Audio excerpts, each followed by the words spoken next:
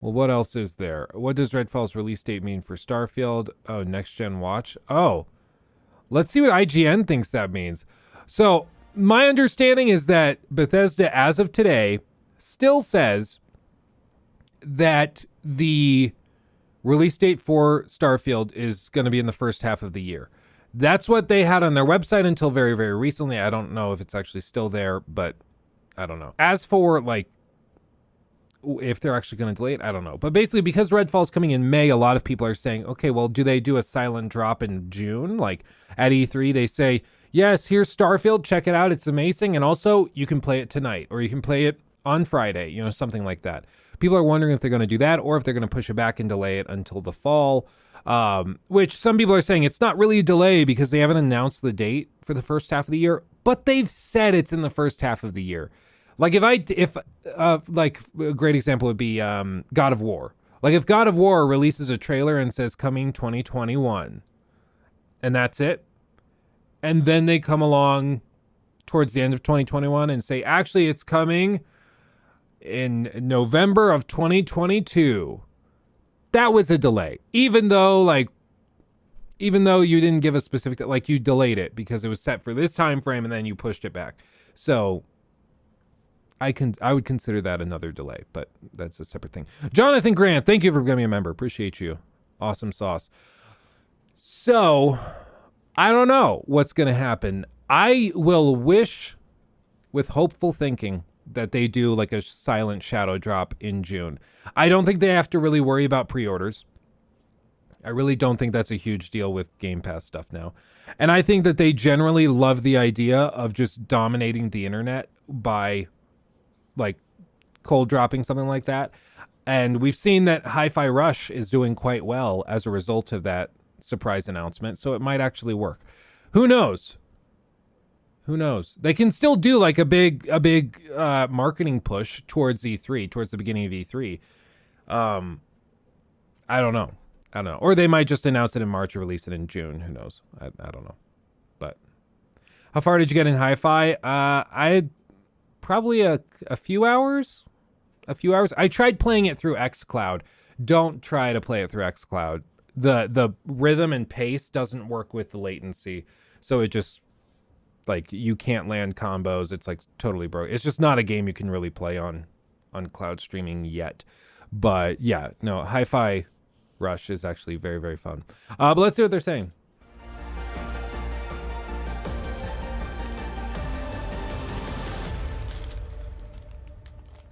Console Watch. Welcome back to Next Gen Console Watch, our show following all the news. Real quick, did you guys see that Sony announced that they are, quote unquote, not focused on a PS5 Pro or mid-gen upgrade? They are only really focusing on the PlayStation 6.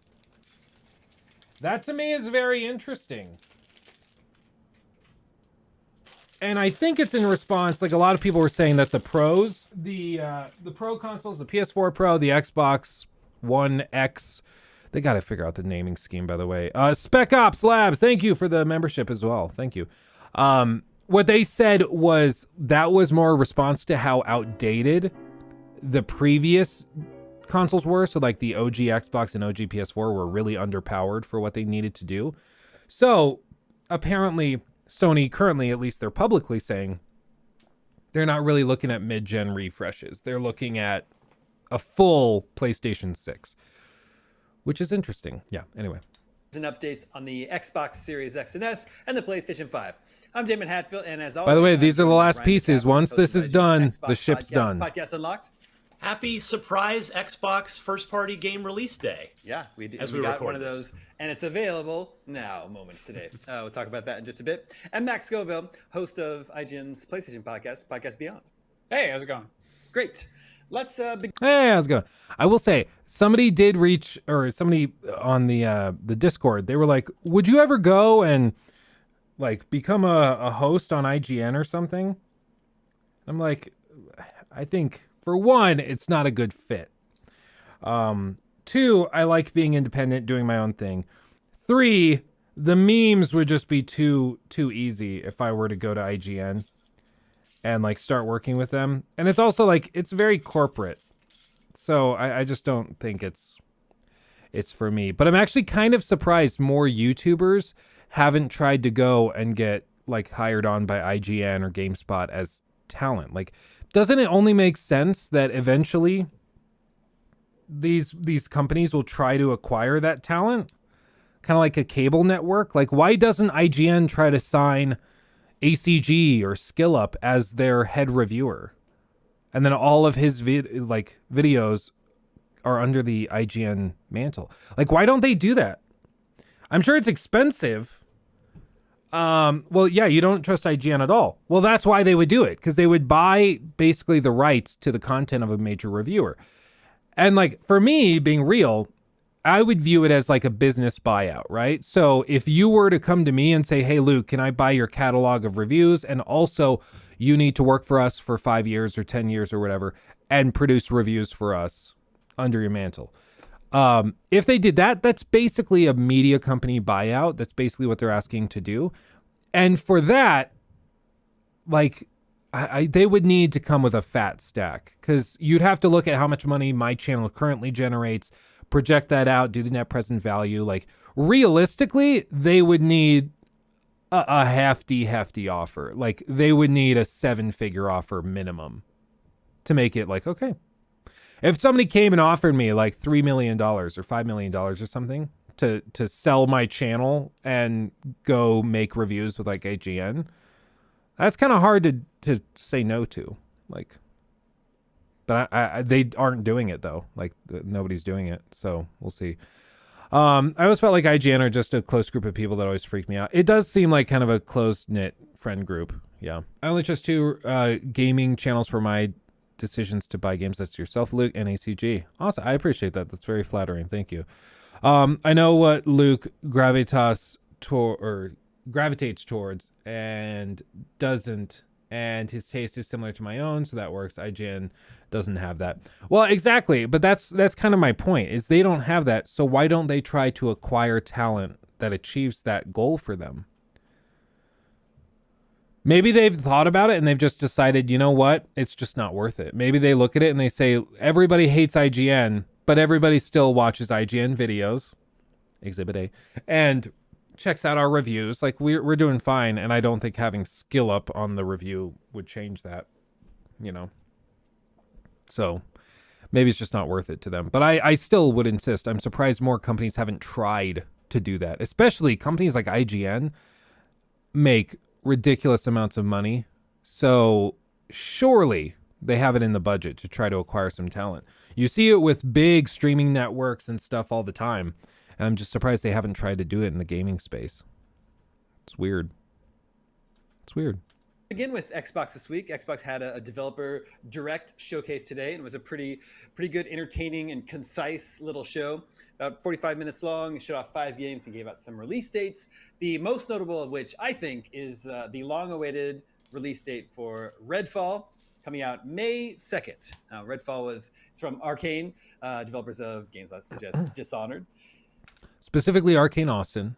Announced back at E3 2021, was supposed to be out last summer, but then was delayed alongside Starfield to the first half of 2023. True to their word, May 2nd is when Redfall is finally coming out. Ryan, what do you make of that release date? I'm happy to hear it. They're also going to just get out ahead of that sort of late May and June gauntlet of all those like 25 plus year franchises getting major new entries. We've talked about it. It's Zelda Tears of the Kingdom in late May, and then June is Diablo 4, Street Fighter 6, and Final Fantasy 16. So not just big games, but big games, big franchises that have been around since we were kids. And so, to have this new IP that doesn't have any of that sort of 2 decades plus worth of brand equity and familiarity built up yet in the form of Redfall, to get it out right at the beginning of the month, it will hopefully get some deserved attention before those other games start dropping. I do think it's it's a smart placement for it, but I don't know. What are your predictions for scores on this? What do you think? I want to hear in chat Metacritic predictions for Redfall based on what you've seen. For me, I'm getting the same weird feeling that I had for Deathloop. And I think it's less clear as to why I feel that way, but there's just something weird about it. There's something weird about it that's not sitting right with me. And so if I were guessing, if I were a betting man, I would probably say that it's going to end up being like, maybe reviewers give it really high marks, maybe like 88, 89 on Metacritic, and then gamers will get their hands on it and it will be much less positive. Because after Deathloop, I think the clear example or the clear thing is that journalists really like arcane stuff, and average gamers are much more critical of it and don't give them as many brownie points as the journalists do. So we'll see. Maybe it'll swing too far the other way, and these journalists now will try to avoid a Deathloop situation by like getting ahead of it and being really harsh towards the game. I don't know. But based just like on how this guy's talking about the game, I can already tell that he's going to give it good scores no matter what if he's the one reviewing it. 7, 8, 8.5 if paid off. 75 to 80. 80 to 85, 80. High 7s, low 8s. 68 to 80, I'd say. 65, 75. Okay, 7. IGN will give it a 10 like Deathloop. Maybe. I don't know, man. There's just something weird. It's got, yeah, exactly. It's got the arcane stink, like the Bethesda stink. There's just something about it that's causing my skeptical hippo eyes to go, Yeah, I think early May makes sense to me. The other months are all just too packed already. And, Zelda is going to be a huge game, but not, it doesn't mean anything if you only have an Xbox, right? The real competition, I think, that month will be possibly from Suicide Squad, which is coming out in late May. I totally agree. I think Suicide Squad is the big wild card. The weird thing, though, with all of this is Breath of the Wild, or the sequel to Breath of the Wild, Tears of the Kingdom or whatever. I feel like that game's not been discussed at all. Like, nobody's really talking about it. It's just like, oh, yeah, that's coming. I don't know why. Is the hype on the same level? I don't hear it brought up very often when people are talking about, like, their most anticipated games of the year. And I think it's because, for one, it looks very similar to Breath of the Wild. So people are already less excited about it. Whereas Breath of the Wild, just the concept was exciting and different from what they'd done before. And this one doesn't seem to really do that, because it really seems to be in the same vein. Like, it seems to just be like a Breath of the Wild 1.5, right? So it'll be interesting to see how they buck that trend. They've also been very, very cautious with the marketing. You'll notice that they haven't really talked about it much. They've kept it very close to their chest, which is that normal for Nintendo? I guess it is. They don't tend to flash stuff super aggressively. But yeah, the hype for it is not anywhere close to what it was for Breath of the Wild. But right. Max, now Xbox has, a big first-party game with a release date in the first half of the year. Do you feel like that's lacking from Sony? Yeah, I'll say it.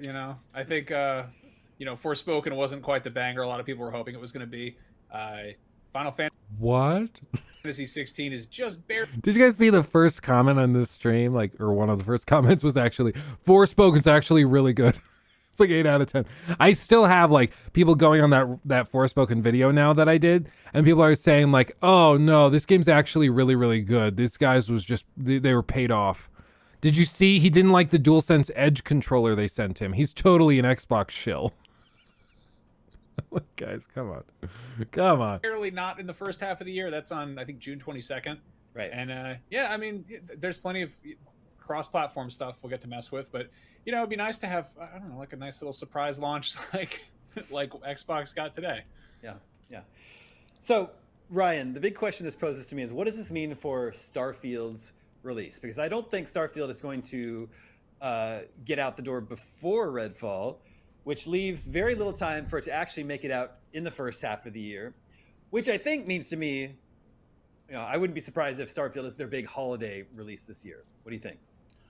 I am not ready to go there with you yet, Damon. I see why you're going there, and I totally get your logic on that, but I still feel like I don't think Starfield wasn't in the presentation today because they're not ready to show anything from it. I think it wasn't in the presentation today because they didn't want to overshadow everything else. Redfall, Forza Motorsport, Minecraft Legends, Elder Scrolls Online, and as it turned out, Hi-Fi Rush, Right. this new game from Tango Gameworks that's you can just play right now. It's out. So I think there is a chance that it's still going to hit that first half of the year window whenever that Starfield developer direct comes around. Now, I was hoping they'd tease us with a date for that at the end of this direct to say, hey, tune back, on whatever day for our Starfield focused developer direct. We didn't. Yeah, I was hoping they'd say something about it at this one, but I think it's going to depend largely on exactly when that developer direct is, because once we have the date for that, then I think it's fair to extrapolate a little bit on the release date from there. Like, if this Starfield direct is in February, then sure, we could get Starfield at the end of May or sometime in June. But if that Starfield developer direct doesn't end up being until April or May, then yeah, at that point, you can probably scratch the first half of the year off the list, and it is officially going to move out into the second half. And then at that point, it would just be how far into the second half is it going to go? Well, it's funny. I just checked, Ryan, and it turns out that June 30th is on a Friday. So I don't, maybe they just barely want to squeeze it in there, put it out on Friday, June 30th. I don't know, Matt. The other piece of this is, what else does Xbox have in the fall? What else do they have coming? That's like announced and confirmed. Forza, okay. I don't know if I'd consider that like a major holiday. Like, that's your holiday blockbuster. Because racing fans are hardcore, absolutely. And people who play those games love those games.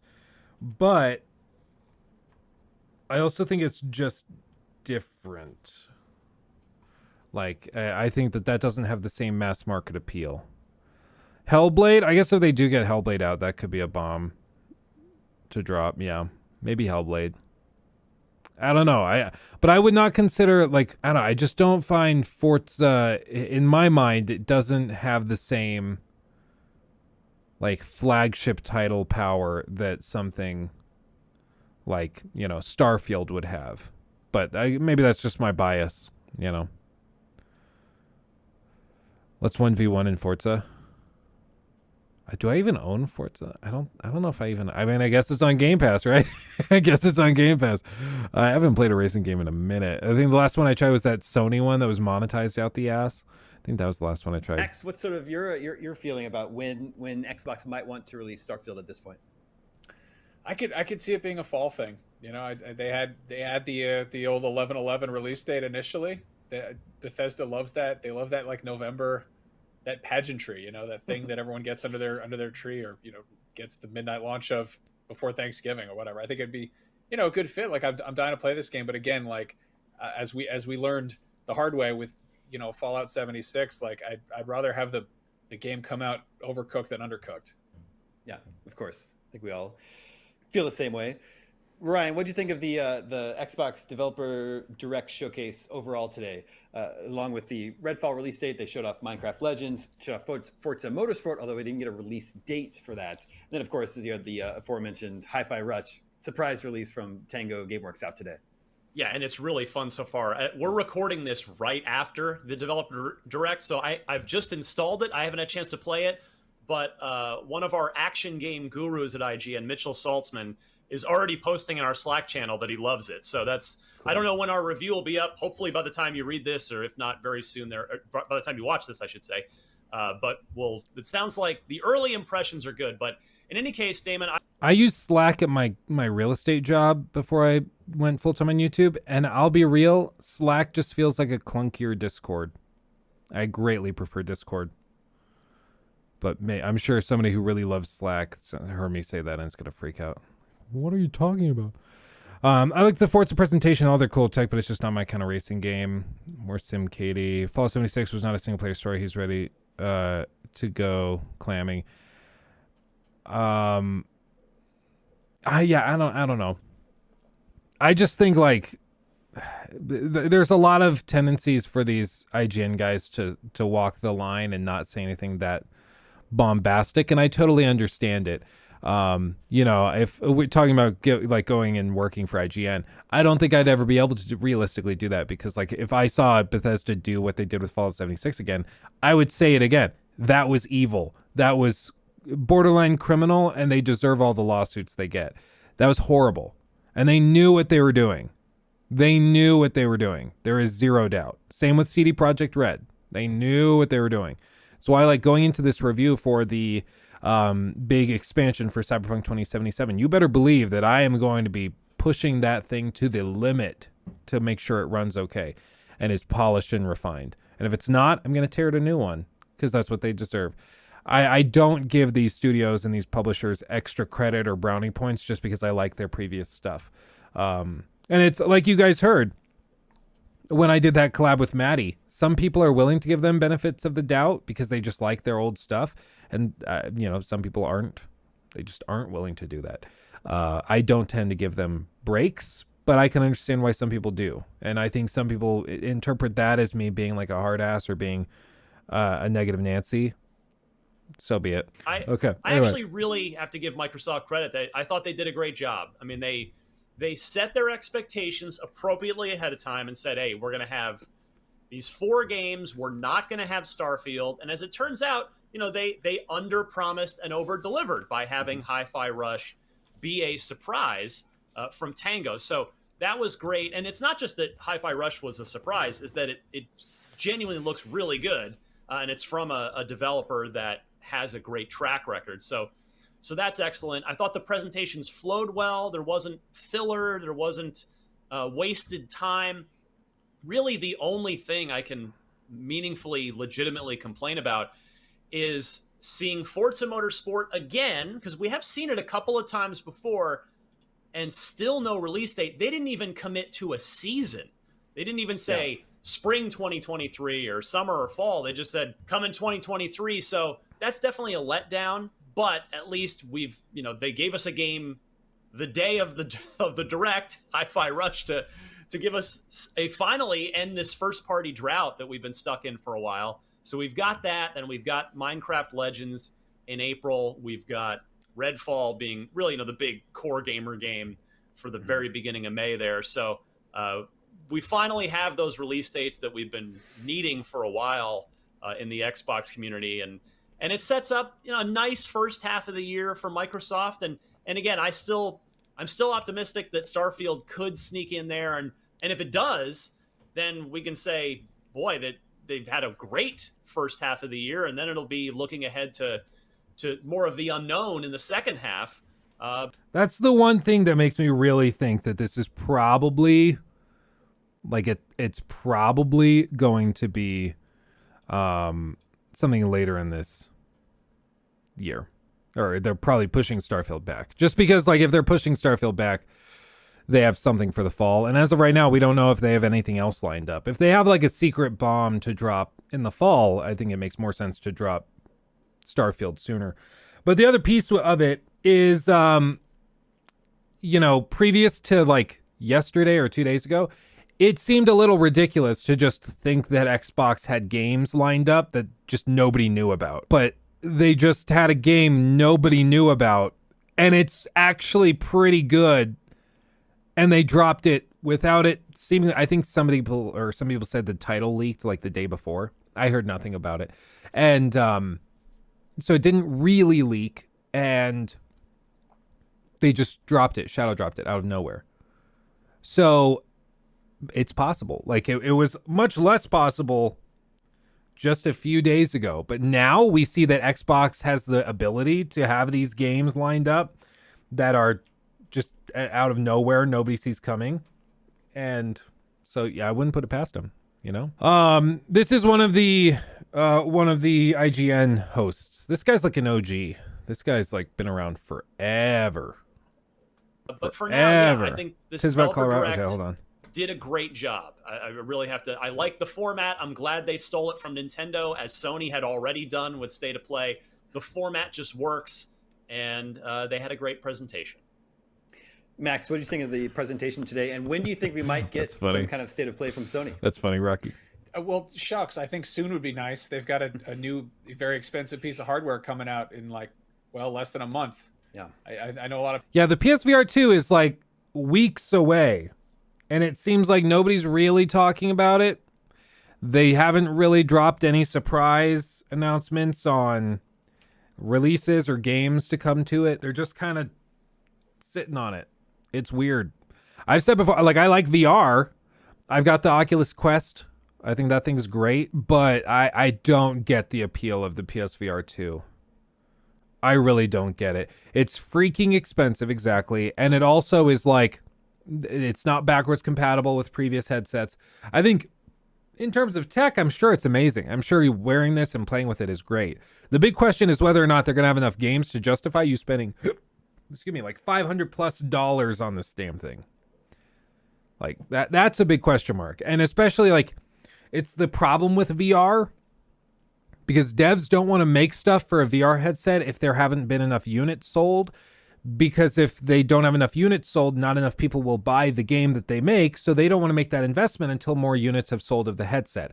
But people don't want to buy the headset unless there's enough games to justify buying the headset.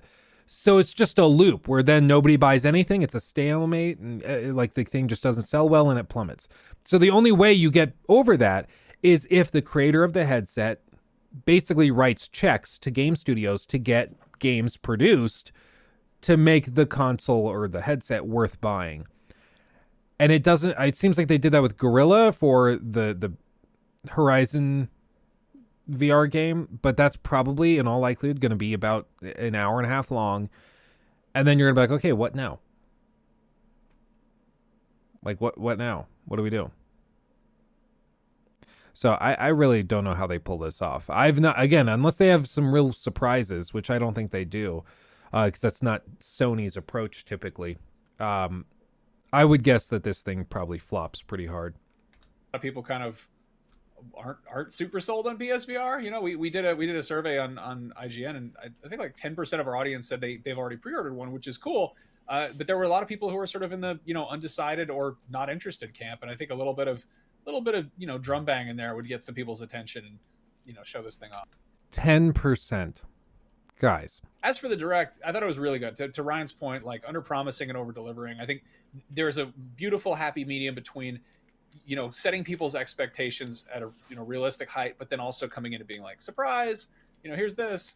I've always loved that available now kind of game reveal type of thing, which is fun. And also I don't know, it feels super weird to see something from Shinji Mikami's studio that's all bright and colorful, but he worked on Aladdin for the Super Nintendo, so it's kind of going back to the roots. And it's true.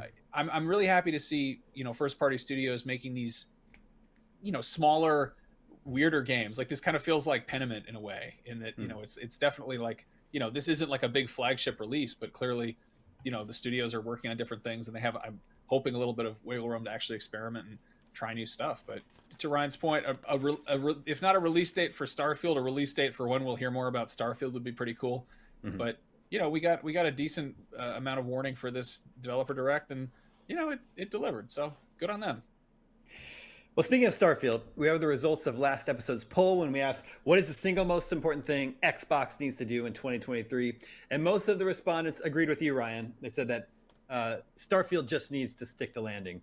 Yeah, super important for that, right? Any sort of follow-up thoughts on that? No, it's as true today as it was when we did the poll last week. It's just to Max's point, bringing up Fallout, and it's got to be polished. It cannot ship in an unfinished, it's the Bethesda bugs. Like, no, this is the most important Xbox release in a long time. I mean, I know Halo Infinite was an important release, but certainly this is the most important new IP, as I think I said on last week's show, in many, many, many years. So it's got to nail it. It's got to hit the landing, and it just can't be a wait till. It just can't be a Bethesda game.